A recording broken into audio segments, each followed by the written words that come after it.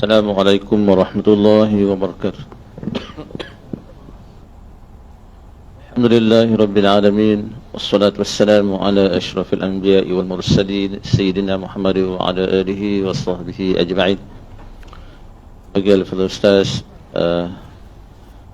tuan-tuan, puan-puan sidang jamaah yang dirahmati sekalian, alhamdulillah, sekali lagi pada malam ini kita dapat bersama untuk mengikuti kuliah maghrib kita yang akan dipimpin oleh Fadhil Ustaz. Dan insyaAllah tuan-tuan, selepas saja solat isyak nanti, kita ada tahlil arwah untuk Allahyarham Puan Hasnah binti Makkah yang meninggal dunia petang tadi. Jadi insyaAllah mudah-mudahan Allah mencucur rahmat ke atas rohnya insyaAllah. Jadi tanpa memuasa, saya serahkan majlis kepada Al-Fadhil Ustaz untuk teruskan program kita insyaAllah.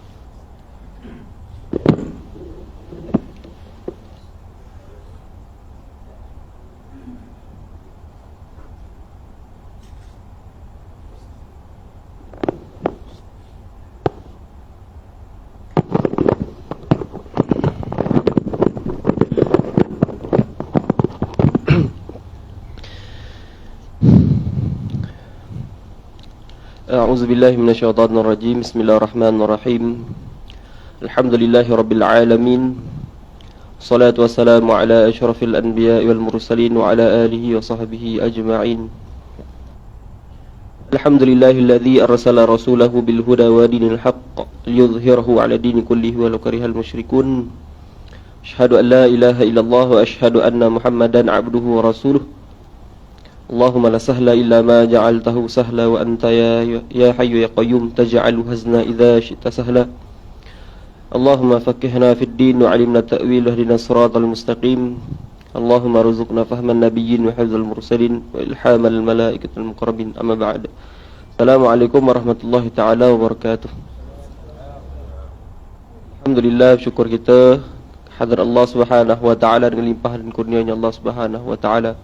Masih lagi beri keizinan kepada kita untuk sama-sama kita duduk dalam Raudatul Jannah, taman-taman syurga. Alhamdulillah, syukur dan bersyukurlah kita sebab masih lagi Allah beri kesempatan, yang mana kesempatan ni tak Allah kurniakan kepada semua hamba-hamba dia. Hanyalah hamba-hambanya yang terpilih sahaja. Alhamdulillah. InsyaAllah kita teruskan lagi pengajian kita pada malam ini insyaAllah daripada pembacaan kitab Ta'limut Ta'lim Tariqat Ta'allum karangan Syekh Burhanuddin Burhanul Islam Az-Zarnuji, yang mana telah kita baca sekian lama lah insyaAllah. Hari ini kita teruskan sikit lagi. Pada bulan sebelum ni, bulan lepas telah kita baca pada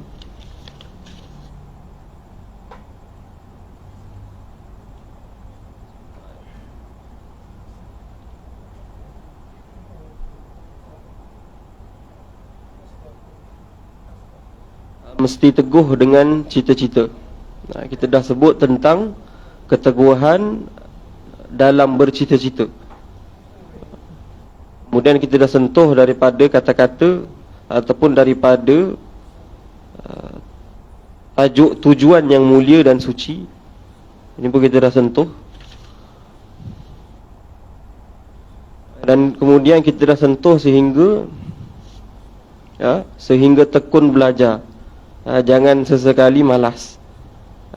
Yang kita baca sebelum ni daripada kata-kata Imam Abu Hanifah, yang mana Imam Abu Hanifah kata kepada anak murid dia, iaitu Imam Abu Yusuf. Betul ya? Dia kata apa? Dia kata, Dia kata janganlah engkau jadi ataupun engkau ni satu orang yang bodoh, dia kata, tetapi engkau boleh bebas daripada kebodohan. Ni kita dah baca sebelum ni. Jadi hari ini insya-Allah kita masuk kepada berusaha meneliti kelebihan dan kebaikan ilmu, insya-Allah.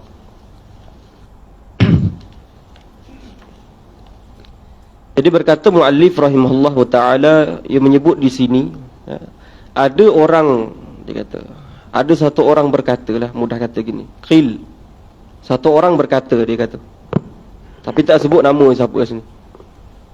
Tapi biasa kalau ulama letak satu orang tu, maknanya satu orang yang berilmu. Dia kata apa tuan-tuan? Dia kata malas itu berpunca daripada kurangnya penelitian, kurangnya penelitian terhadap kelebihan dan kebaikan ilmu.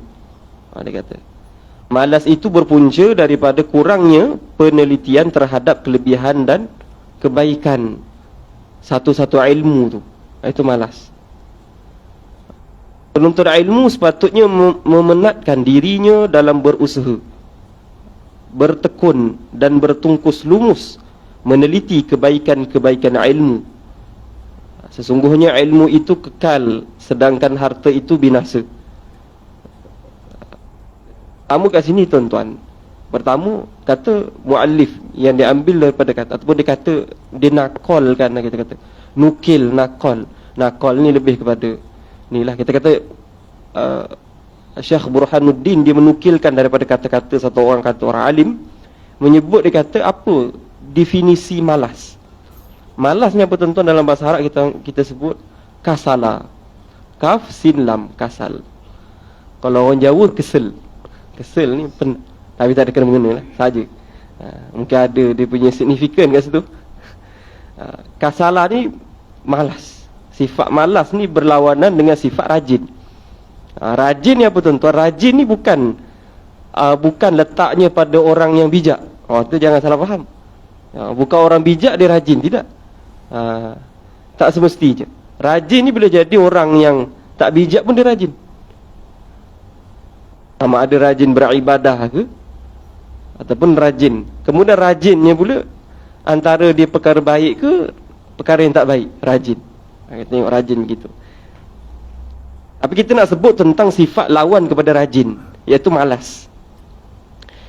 Malas dalam beribadah ke, malas dalam menuntut ilmu ke, malas dalam belajar dan sebagainya. Punca malasnya apa kata yang dinukilkan di sini? Ia menyebut punca malas ni adalah daripada seseorang yang kurang penelitian. Maknanya orang ni dia bukan jenis yang kita kata apa, penelitian, tak teliti. Itulah termasuk. Kalau orang tu tak teliti, ni tahap mana tak teliti? Bukanlah semua benda kita kena teliti sampai OCD. Ada setengah orang OCD lah. Tak boleh. Dia perfeksionis. Tak boleh kurang. Ini namanya tak betul. Jangan sampai macam tu. Kan? Saya pernah jumpa orang begini, dia tak boleh kurang. Sifat manusia tak ada yang sempurna. Kan? Kita buat sehabis baik. Itu sifat manusia. Berusaha sehabis baik terhadap kelebihan dan kebaikan ilmu. Jadi orang yang malas ni adalah orang yang tak teliti. Dia kata tak teliti apa tuan-tuan? Tak teliti kepada kelebihan ilmu dan kebaikan ilmu. Disebut malas kat sini dalam konteks ilmu adalah orang yang tak meneliti apakah kelebihan ilmu tu, apakah kebaikan ilmu. Betul, ilmu dia ada kelebihan. Kelebihan apa ilmu? Tuan-tuan salah guna ilmu, lain jadinya. Contoh, ilmu salah guna jadi menyihir, kan? Ilmu sihir. Ilmu sihir asalnya, kan, disebutlah dalam Al-Quran, ataupun kita kata ilmu jampi. Ni ada orang alim. Ilmu ruqyah. Ruqyah tu bahasa Arab lah. Jampi bahasa Melayu dia. Asalnya baik tak? Baik. Kan? Para sahabat pernah jampi satu orang Arab yang mana Nabi SAW membenarkan jampi para sahabat ni. Asalnya baik. Tapi ada tak ramai hari ni orang yang salah guna jampi? Ramai tuan-tuan. Zohir dia seperti alim. Tapi daripada kata-katanya berubah. Ada sahabat saya tu duduk di Taiping. Taiping. Ada satu orang ni dot nama dia. Dia ni tuan-tuan kalau ni kita bukan cerita kelebihan apa tuan-tuan, nak cakap ni jampi yang tak baik. Bila ada orang patah tangan, jumpa dia ludah sikit elok tangan dia. Betul tuan-tuan, dia typing. Cerita 10 tahun lepas. Kawan saya ni DQ, orang hafal Quran. Dia pun dah tak ada jalan lain, tangan dah sakit. Dia pun jumpa orang tu ludah tangan dia elok. Dia pun tergugat iman dia. Aku yang hafal Quran ni tergugat, dia kata betul lah tangan dia elok. Kan? Antara dia tu guna khodam jin ataupun dan sebagainya. Kita yang tak kuat iman ni, kalau kita tengok gitulah tuan-tuan, yang paling kuat jampi dia siapa tuan-tuan? Yang akan keluar ni tuan-tuan, siapa? Dajjal lah tuan-tuan. Jampinya lagi kuat tuan-tuan, boleh hidup ke orang yang dah mati, kan? Boleh cantum orang yang dah terpisah dua pun boleh, kan? Tapi kita tidaklah begitu. Itu contoh tuan-tuan. Itu kalau salah guna ilmu, meneliti ilmu tu, kelebihan ilmu tu apa? Mesti diletakkan pada tempatnya ilmu ni. Bukan kita boleh suka hati guna, kan? Ilmu ni pun pinjaman Allah Subhanahu Wa Taala. Dan apakah kebaikan ilmu? Kebaikan sesuatu perkara tu, kan? Apa kebaikan makan ini dan ini, kan? Apa kebaikan dia, contohlah. Kemudian tuan-tuan penuntut ilmu sepatutnya memenatkan dirinya dalam berusaha. Orang yang menuntut ilmu ni sepatutnya tuan-tuan, kalaulah ada sesuatu yang dia penat, adalah penat dia dalam menuntut ilmu, penat dia dalam berusaha. Sebab tu kita sebut biasa tuan-tuan, sebut manjada wajada. Orang yang berusaha dia akan berjaya. Begitu juga penuntut ilmu ni, dia kena berusaha, kan? Siapa yang berusaha dia akan berjaya. Man zara'a yahsud. Kemudian dia akan, siapa yang menanam, dia akan menuai di kemudian hari. Begitu juga orang yang berilmu ni tuan-tuan, dia ibarat menanam, kemudian dia akan menuai hasil dia di kemudian hari.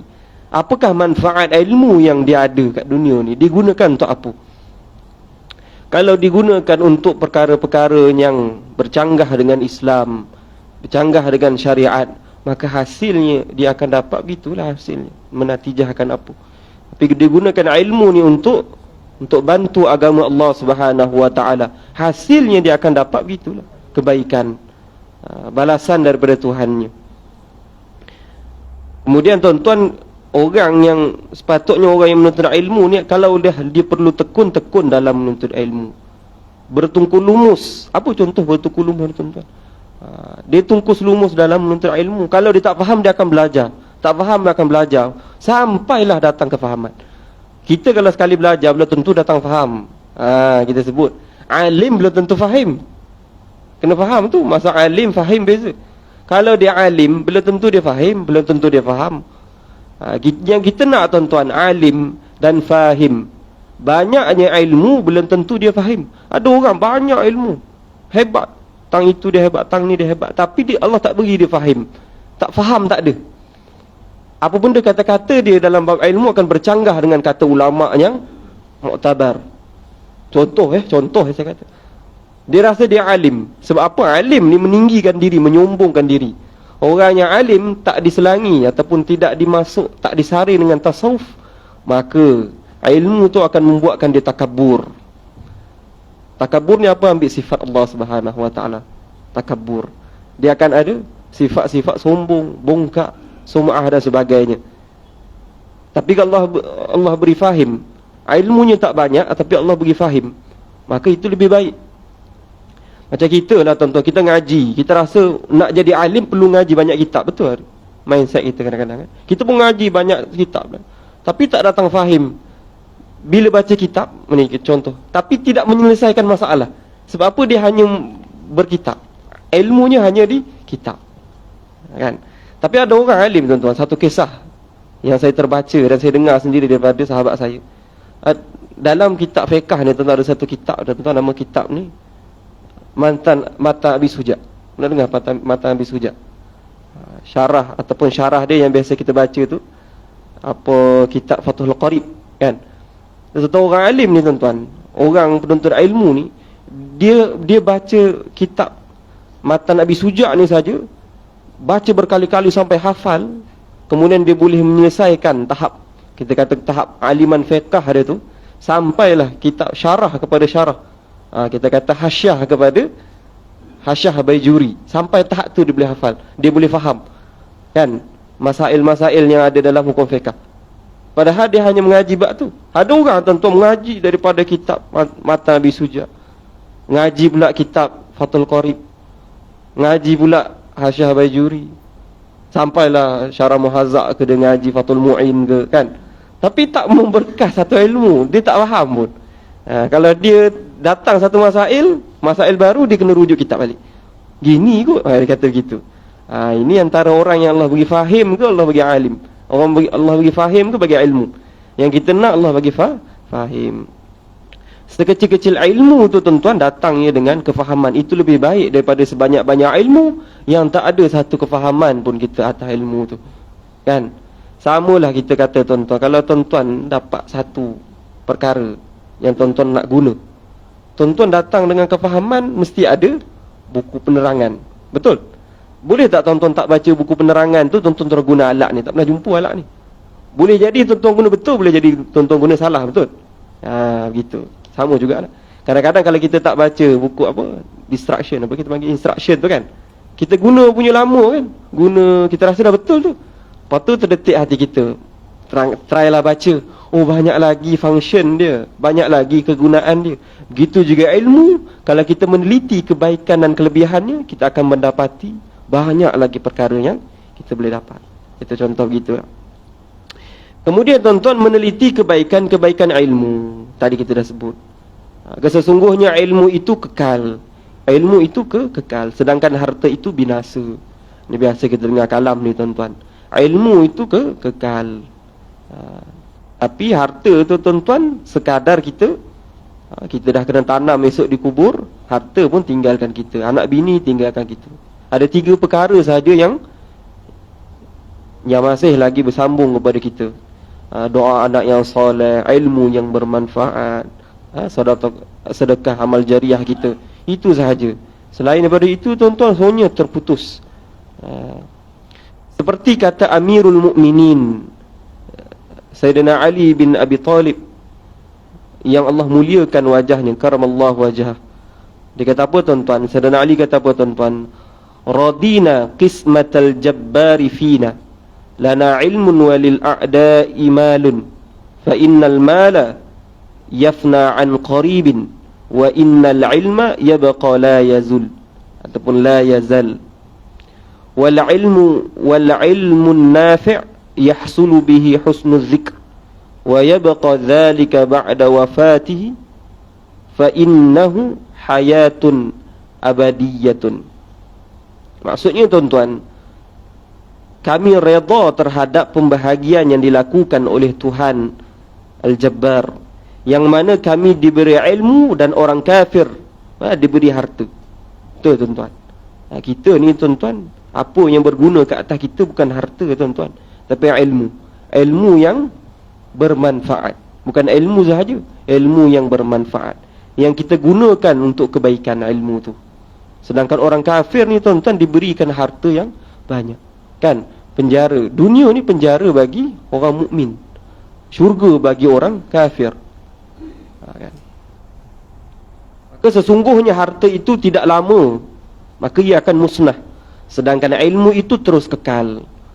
Orang yang banyak harta tuan-tuan, orang kafir ni tuan-tuan, dia kumpul harta, maka harta tu sesekali tidak akan kekal bersama dia. Tapi yang kekal bersama satu orang yang beriman itu adalah ilmu. Sebutan yang baik akan diperoleh melalui ilmu yang berfaedah. Yang demikian itu akan kekal selepas kematiannya, kerana kehidupan yang bersifat abadi. Gitu. Ini syair yang dihimpunkan, yang diletakkan di sini daripada kata-kata Amirul Mukminin. Ini Sayyidina Ali sebut tuan-tuan. Yang menekankan tentang ilmu itu tuan-tuan kekal, sedangkan harta itu binasa, kan. Ada juga contoh tuan-tuan. Kalau biasa sebut kita baca suratul Fatihah, suratal ladzina an'amta 'alaihim ghairil maghdubi 'alaihim. Kan kita sebut suratal ladzina an'amta 'alaihim. Jalan, kita nakkan jalan orang-orang yang Allah dah beri nikmat ke atas dia, bukan jalan orang-orang yang Allah murka. Siapa golongan yang Allah murka ni tuan-tuan? Golongan di sini yang disebut dalam ayat suratul Fatihah ini adalah golongan Yahudi. Yahudi ni tuan-tuan Allah beri ilmu. Ilmu dia hebat tuan-tuan, banyak ilmu, tinggi ilmu. Tapi tak ada, dia tidak beramal, ataupun dia beramal ilmu tu tapi salah, digunakan dengan jalan yang salah. Padahal dia tu lebih beramal dengan Al-Quran tuan-tuan. Kan? Kalau dia tak baca Quran, dia tak mengaji bab Islam, dia tak bina kat Jerusalem, dia tak nak runtuhkan Masjidil Aqsa tu. Dia nak buat Haikal Sulaiman tu kan tuan-tuan. Kan? Tapi dia sombong. Sebab tu dia ikut yang dia menunggu-nunggu kan. Kita kata minal munzarin, al-munzarin yang ditunggu-tunggu apa tuan-tuan? Dia tunggu Dajjal. Kemudian tuan-tuan, disebut oleh Asy-Syekhul Ajal Zaharuddin ataupun Zahiruddin, menyebut apa tuan-tuan? Al-Hasan bin Ali yang dikenali dengan Al-Maghribani telah membaca kepadaku sepotong syair. Ni muallif menyebut, dia kata mufti Al-A'immatul Hasan bin Ali yang dikenali dengan Al-Maghribani, ia membaca kepada dia satu syair. Apa syair tuan-tuan? Dia kata apa? Al-jahiluna fa mauta qabla mautihim wal 'amiluna wa in matu fa ahya'un. Maksudnya apa tuan-tuan? Orang-orang jahil, dia kata al-jahilun, orang-orang yang jahil adalah orang yang mati sebelum mati. Cantik ayat ni tuan-tuan, syair ni cantik. Al-jahilun fa mauta qabla mautihim. Orang jahil ni tuan-tuan adalah orang yang mati sebelum dia mati dengan hakikat yang sebenar.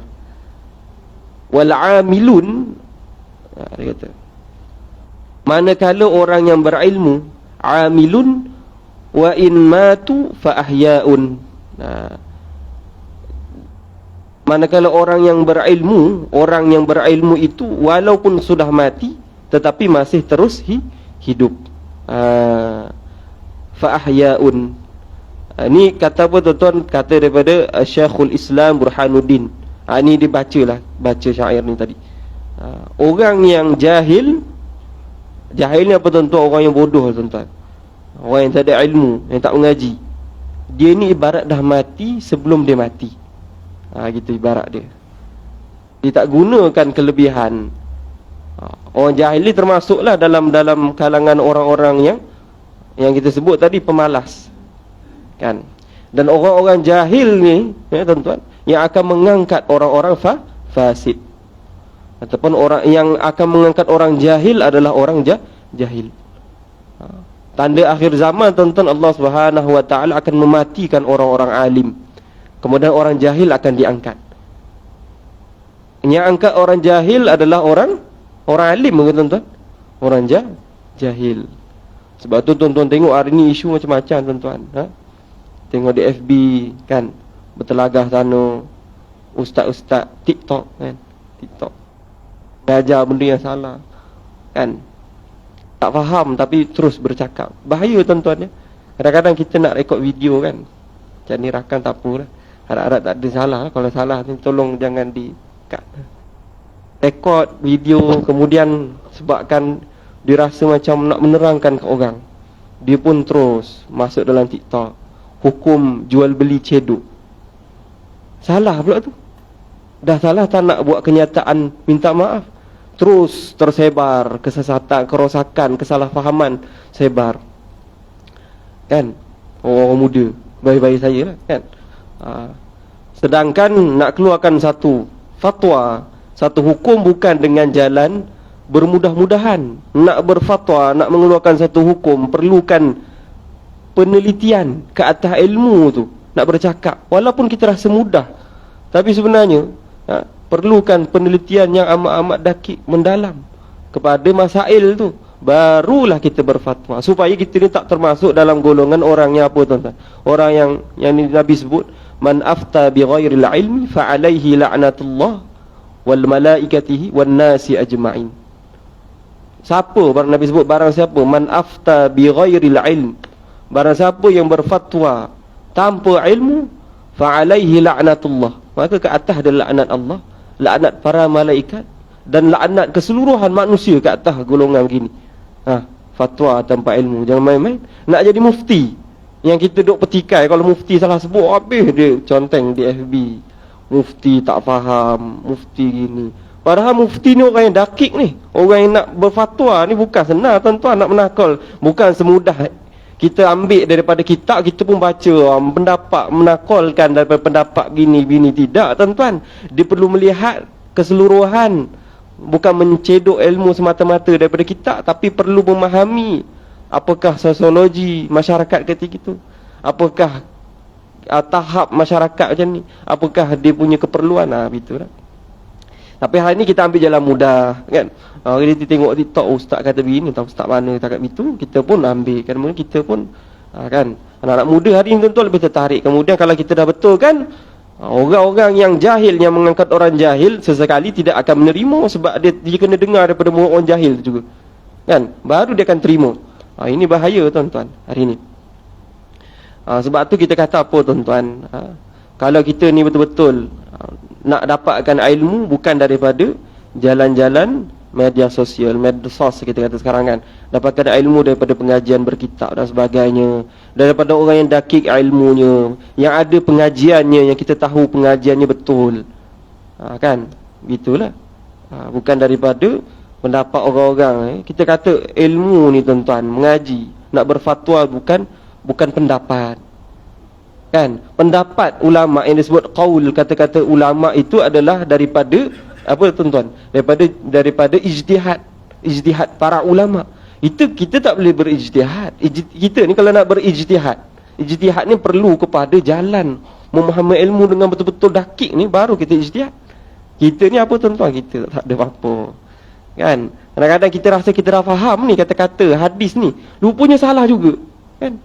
Masuk pula dalam kata-kata dalam satu hadis Nabi sebab apa? Man kazaba alayya muta'ammidan falyatabawwa maq'adahu minan nar, kan. Barang siapa Nabi sebut yang berdusta ke atas aku, kata-kata aku, maka dia ni dah menempah tempatnya dalam neraka je, kan. Begitu. Kadang kita rasa macam apa, sikap anak muda hari ni, kan, tergopoh gapah nak bercakap, kan, nak menyebarkan. Kita rasa nak menyebarkan satu ilmu, kan, sampailah kata-kata kita tu sebenarnya menyalahi ni, tak boleh, kan. Contohlah tuan-tuan, moga-moga kita ni terkeluarlah tuan-tuan yang disebut kat sini al-jahilun, tak termasuk kita dalam golongan jahil, kan. Sebab apa golongan jahil ni? Famauta qabla mautihim, seakan-akan umpama dia ni dah mati sebelum dia mati. Mati dia apa tuan-tuan? Mati daripada hak, mati daripada kebenaran, mati daripada kenyataan yang sebenar. Sebab apa tuan-tuan jahil dia mati sebelum dia mati? Sebab dia dah tak boleh terima kebenaran. Sebab dah banyak sangat kerosakan, dah tertutup pintu kebenaran bagi dia, walaupun dia rasa di jalan yang benar. Sebab tu tuan-tuan, hidup ni penuh dengan nasihat. Kena duduk dengan para alim supaya kita ni banyak dengan nasihat, kan.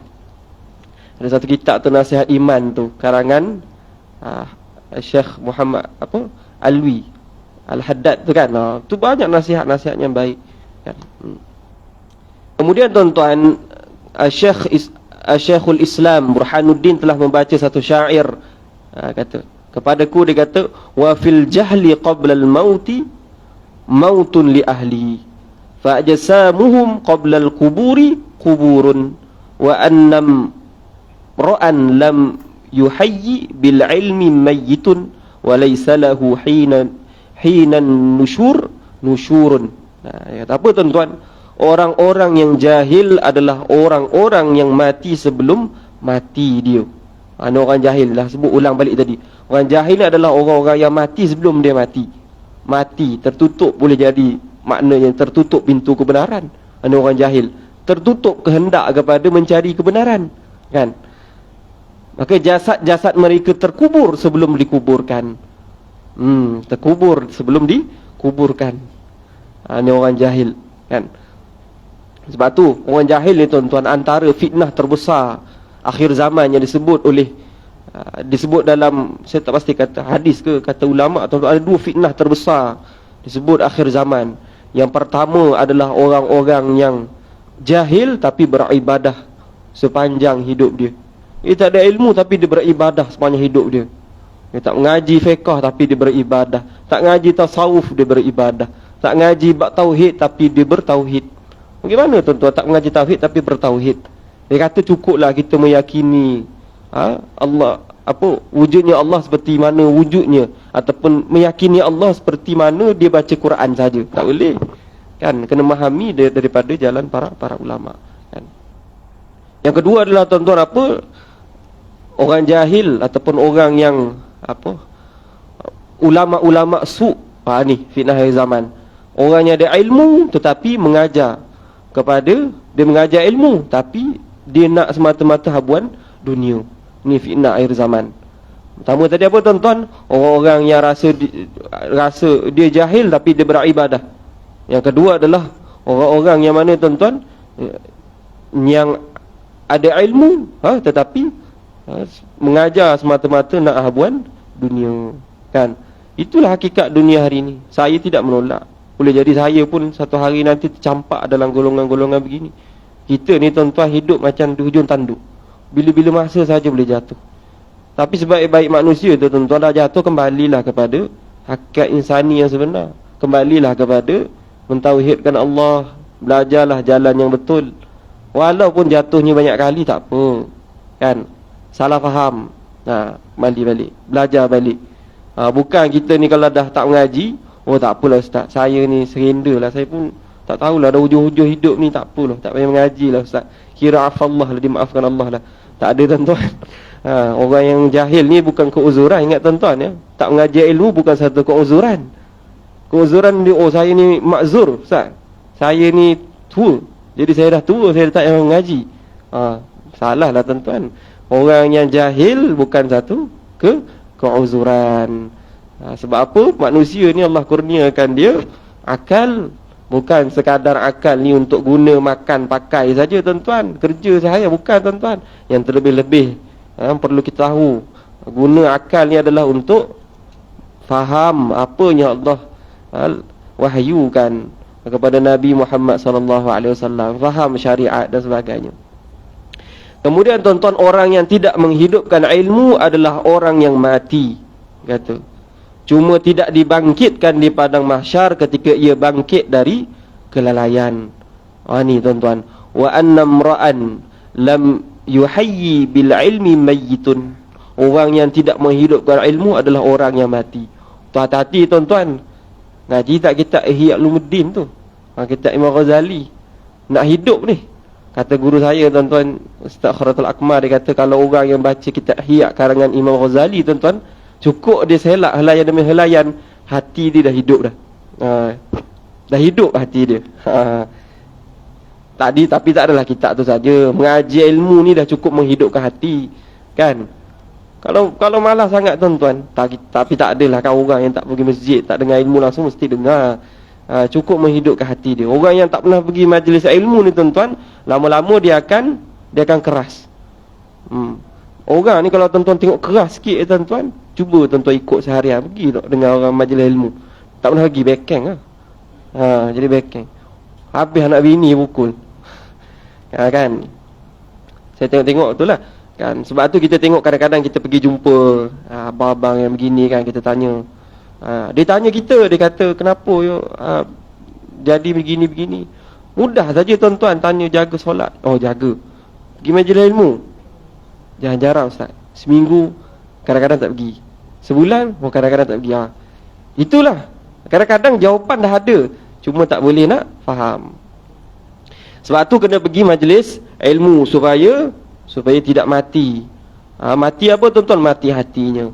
Cuma tidak diani tadi disebut. Kemudian tuan-tuan, syair lain yang disebut di dalam ini, akhul ilmi hayyun khalidun ba'da mautihi wa awsaluhu tahta turabi ramimun wa dhul jahli mayyitun wa huwa yamshi 'ala ath-thara yadhunnu minal ahya wa huwa adimun. Orang yang bersahabat dengan ilmu akan hidup kekal sesudah mati. sedangkan tulang temalangnya hancur di dalam tanah. Gitulah hakikat orang yang menuntut ilmu. Ini bukan sekadar makna bersahabat dengan ilmu ni tuan-tuan, orang yang beramal dengan ilmu dia, yang hidup dengan ilmu dia, yang jadikan ilmu dia teman dalam kehidupan dia. Ni makna orang yang bersahabat dengan ilmu. Kalau kita kata Al-Quran tuan-tuan, yang disebut hamalatul Quran, orang yang berdamping dengan Al-Quran, orang yang baca Quran, beramal dengan Al-Quran. Gitu. Ilmu ni tuan-tuan perlu bersahabat dengan ilmu. Kan? Contoh kalau kita ngaji satu fasal dalam hukum fiqah kan, dalam bab fiqah. Tapi kalau kita tidak beramal, kita sekadar belajar kemudian gitu, tak ada ulang balik, ulang kaji, tak ada, maka ilmu tu akan tinggalkan kita. Kan? Kalau kita ngaji balik seolah-olah macam kita ngaji semula. Sebab tu kena bersahabat, kena ada rakan-rakan kita bermuzakarah ilmu tu. Sesekali tuan-tuan, macam mudah je tuan-tuan. Di masjid kan kadang-kadang ada ustaz-ustaz datang sini, dia muzakarah tentang satu bab hukum fiqah. Contoh hari ini kita bermuzakarah tentang bab tayamum. Maka muzakarah tentang bab tayamum, berapa arkan dia, kan, apa syarat-syarat dia, kan, ketiadaan air itu bagaimana, berapa jarak dia, hadul ghaus tu bagaimana, hadul qurub tu bagaimana, kan. Itu muzakarah tu mengingatkan kita ilmu, menghidupkan hati kita. Azam tahu ya tuan-tuan. Maka si jahil adalah orang yang mati. Ni tadi disebut jahil ni adalah orang yang mati. Dia berjalan di atas muka bumi dengan menyangkakan bahawa dia masih hidup, padahal dia ni sudah tiada, ibarat tak ada dah. Kan, orang-orang jahil ni tuan-tuan, dia menyangka dia hidup kat atas muka bumi ni, padahal dia ni ibarat dah mati. Kan, mati ni makna tuan-tuan mati daripada boleh jadi mati daripada keridhaan Allah Subhanahu wa taala, mati daripada pandangan Allah Subhanahu wa taala. Allah tak pandang dah dia ni, kan. Dah apa benda, segala perbuatan hidup dia, rezeki dan sebagainya boleh jadi istidraj, kan. Gitu, itu makna dia. Boleh jadi maknanya begitu. Sebab tu tuan-tuan, hidupkan hati kita dengan ilmu. Mengajilah apa-apa pun perkara tuan-tuan, mengaji dalam bab hadis. Dengar sehari hadis, kat sini pun ada baca hadis tu kan. Cukup tu tuan-tuan. Dengar bab hadis dan sebagainya. Bukan kita biarkan kehidupan kita berlalu kosong, kan. Begitu. Kemudian dia kata, aku bersyair untuk sesetengah manusia, dia kata. Dia kata apa tuan-tuan? Idza tazzazu ilmin bi'ilmin fa ilmul fiqhi aula bi'tizarin ataupun bi'tizazin, fakam tibun yafuhu wala kamiskin wa kam tayrun yatiru wala kabazin. Apa tuan-tuan maksudnya? Apabila orang yang berilmu menjadi mulia kerananya, maka ilmu fiqahlah yang terlebih mulia, kerana ilmu fiqah menerangkan hukum-hukum dan syariat. Dia kata apa tuan-tuan? Apabila orang yang berilmu menjadi mulia. Kalau Allah beri mulia satu orang yang berilmu, maka ilmu fiqah lah yang terlebih mulia. Kerana apa ilmu fiqah ni mulia tuan-tuan? Kerana ilmu fiqah ni menerangkan tentang hukum hakam, tentang syariat. Kalau orang tuan-tuan mengaji bab ilmu, mengajilah banyak mana ilmu pun, tapi tak ngaji bab fiqah, mana nak lepas amal ibadah dia? Tak belajar hukum solat, ngaji bab tafsir saja, ngaji Quran, syarah, tafsir dan sebagainya, tapi tak mengaji fiqah, tak boleh, tak jadi. Fiqah ni syariat tuan-tuan, kan. Berapa rukun solat, berapa rukun, apa syarat-syarat sah wudu, apa syarat-syarat, apa bab taharah. Bab taharah ni tuan-tuan disebut ataupun diletakkan dalam kitab-kitab fiqah ni. Bab pertama sekali, fasal pertama, bab taharah dulu. Kenapa taharah tuan-tuan? Nak sah solat, suci tak badan kita ni, kan? Ada orang tanya, kenapa tak letak bab solat? Solat ni kan rukun. Rukun keimanan kita, kena solat, yakin dengan Allah, kan. Kenapa tak sebut rukun iman? Sebab apa tuan-tuan? Taharah ni tuan-tuan suci. Islam tu tuan-tuan, kita nak angkat martabat Islam, jaga suci, tubuh badan suci tak suci, kan, daripada hadas besar, hadas kecil dan sebagainya. Kemudian tuan-tuan, berapa banyak bauan yang berhamburan baunya, tetapi tidak sama dengan bauan minyak kasturi. Berapa banyak burung-burung ataupun burung yang berterbangan tetapi tidak sama dengan burung helang. Demikian juga ilmu tidak sama dengan ilmu fiqh. Tak sama ilmu ni tuan-tuan. Kita bak ngaji ilmu ni lain, bak ilmu fiqh lain. Tapi tuan-tuan yang memandu kehidupan ni ilmu fiqh. Ilmu yang pertama tuan-tuan, ilmu tauhid. Ni yang pertama ni. Sebab apa? Awaluddin ma'rifatullah. Sebelum apa-apa ni kena kenal Allah dulu. Imam Ghazali sebut tuan-tuan, la tasihul ibadah illa ba'da ma'rifatil ma'bud. Tidak sah ibadah seseorang selepas dia mengenal Tuhan yang disembah. Ni kena ingat tuan-tuan kata-kata Imam Ghazali ni tuan-tuan. La tasihul ibadah illa ba'da ma'rifatil ma'bud. Sejauh mana kita nak meyakini Allah ni tuan-tuan, nak tahu Tuhan yang disembah ni. Berbeza pada martabat manusia ni, beza. Orang alim yang mengaji besar, tinggi sikit lain dia punya tahap kefahaman dia. Tapi dia ni kena fahamkan masyarakat awam. Kemudian yang memandu kehidupan ni fiqh tuan-tuan. Sebab sah halal haram. Kan tuan-tuan, walaupun disebut memanglah al-haramun bayyinun wal halalun bayyinun. Yang haram itu jelas, yang halal itu jelas. Tapi kalau kita ni kan dah kehidupan, dah kebiasaannya begitu, kadang-kadang halal haram kita tak nampak. Kan? Semua main sapu. Lagi-lagi kalau kehendak nafsu tu kan depan daripada semua benda. Habis kelabu mata. Begitulah. Sebab tu kena membezakan setiap ilmu tu. Dalam banyak-banyak minyak wangi barat dia kata di sini. Berbeza minyak wangi kasturi. Beza tak? Tapi kalau orang yang tak kenal ilmu, tak kenal minyak wangi, dia rasa minyak wangi ni sama, dia kata asal datang bau wangi sama. Tapi orang yang kenal ilmu, sama juga orang pakar minyak wangi, dia tahu ini minyak wanginya baunya bagus, yang ni kurang sikit, yang ni begini. Itu sama juga. Sebab tu kita kenal ilmu ni bagaimana. Sama juga orang kalau tengok burung, oh ni burung ni dari jauh dia dah tahu dah ni burung apa. Kan? Bukan sama burung, kadang kita tengok burung sama. Sama juga orang yang berilmu, ia mengenal ilmu apa yang perlu dipelajari dahulu, apa ilmu yang dia perlu beratkan dalam kehidupan dia. Kan? Kadang-kadang ada orang dia mengaji bab ini, sedangkan bab ini dia tak habis lagi, dia tak khatam lagi, dan sebagainya lah begitu. Dah azan ke? Azan dulu tak apa. Azan dulu. Lepas ni saya nak tutup ya.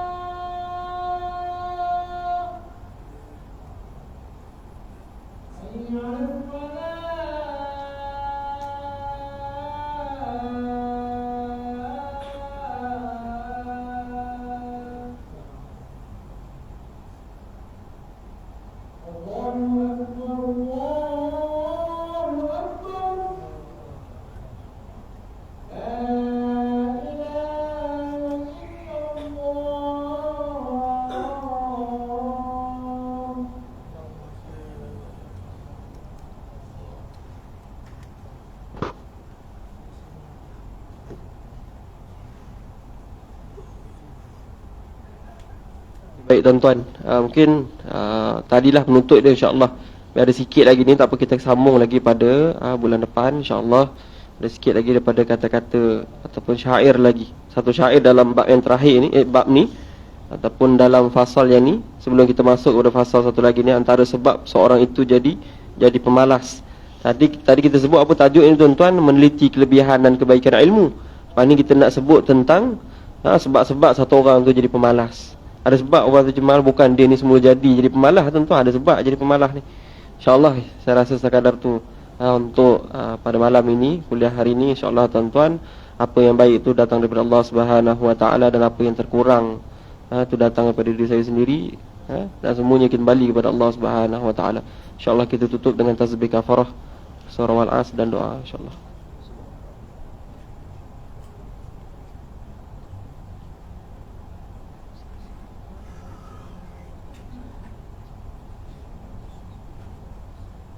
A'udzubillahi minasyaitonirrajim. Bismillahirrahmanirrahim. Alhamdulillahirabbil alamin.